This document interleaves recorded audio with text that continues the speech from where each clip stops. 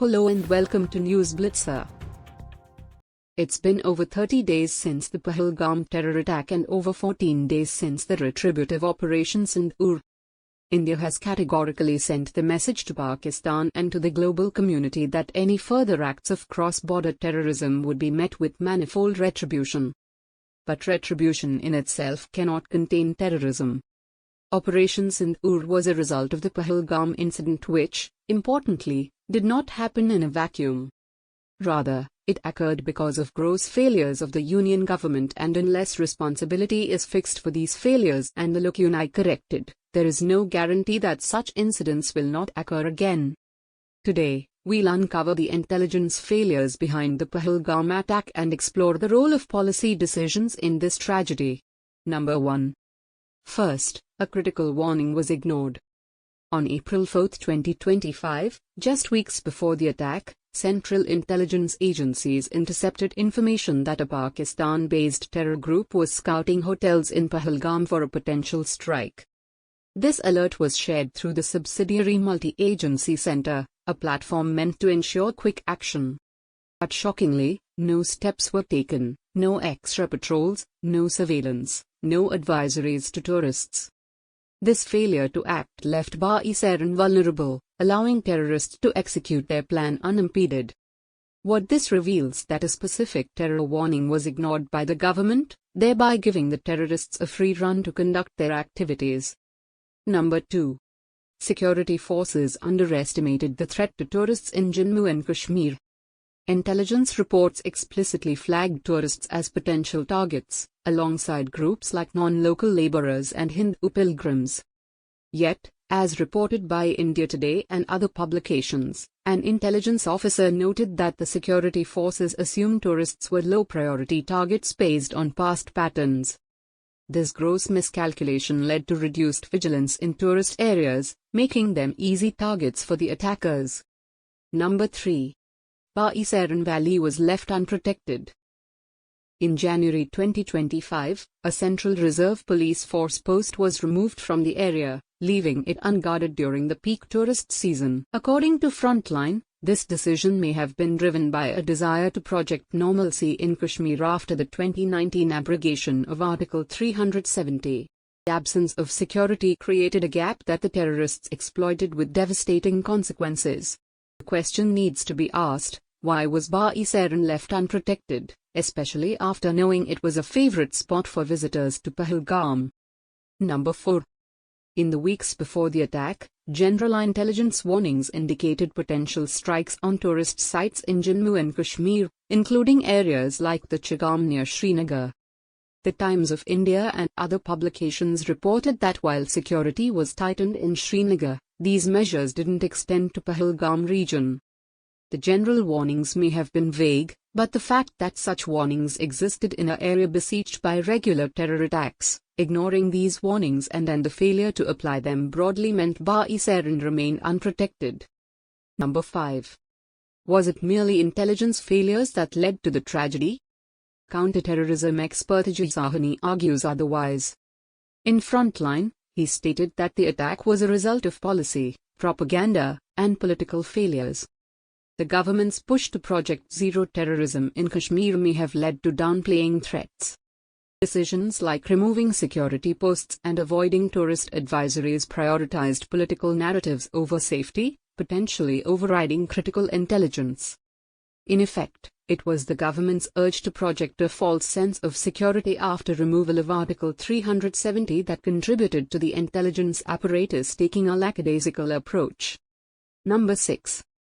The choice of Baharin highlights another failure: not anticipating new targets. Unlike other parts of Kashmir, Baharin had no history of attacks, leading to a false sense of security. The Times of India noted that terrorists deliberately chose this low-risk area to maximize surprise and impact. Security forces failed to adapt to these evolving tactics, leaving new areas exposed. That's how Baharin became a target. Number 7. Finally, there was a breakdown in intelligence security apparatus coordination. The Wire reported a collapse in the security grid, with intelligence not translating into action. Despite alerts being shared, there was a disconnect between central agencies and local forces. This systemic issue, seen in past attacks like 2008 Mumbai and 2019 Pulwama, meant that critical information didn't lead to preventive measures in Pahalgam. To understand the full picture, consider the attack's planning. The National Investigation Agency found that the attack involved a nexus between Pakistan's ISI, Lashkar-e-Taiba, and around 20 local overground workers. The terrorists scouted multiple sites in Pahalgam before choosing Baharin, as per India Today. This level of coordination went undetected, highlighting gaps in local intelligence networks. Historically, while Kashmir has faced attacks like the 2016 Uri and 2019 Pulwama incidents, Pahalgam's Baharin Valley was untouched. This lack of precedent likely fostered complacency, as security focused on known hotspots rather than emerging risks. So, what can we learn? The Pahalgam attack underscores the need for change. Here are key measures that need to be taken to avoid further repeats of such attacks. Act on intelligence and ensure specific warnings lead to immediate security measures. Employ dynamic threat assessment based on current intelligence, not past patterns. Strengthen the coordination between intelligence and security forces. Prioritize security for security's sake and avoid letting political goals override safety needs.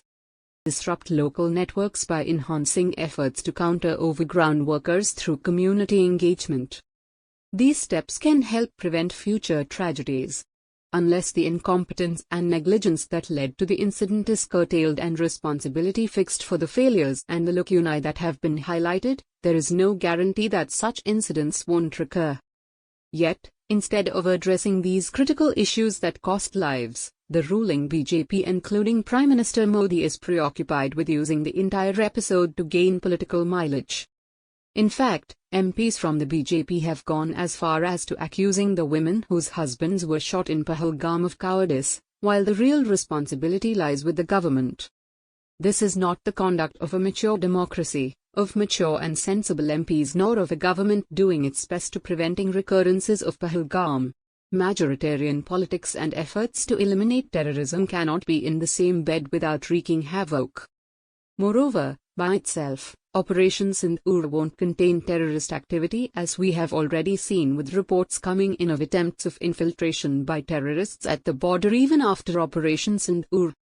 Any containment of terrorism must start with the government owning responsibility for the failures that led to the Pahalgam incident and sacking of those who head the nation's internal security apparatus, while overhauling intelligence operations and internal political policies.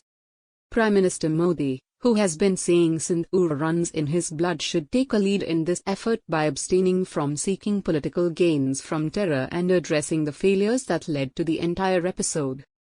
What do you think? Do you think Pahalgam could have been avoided? Should Modi immediately stop politicizing terror? Should those responsible for internal security resign as others have done before them when such failures occurred? Let us know in the comments, and if you haven't already, do subscribe to this channel for cutting-edge news reports, analysis and specials. Thanks for stopping by.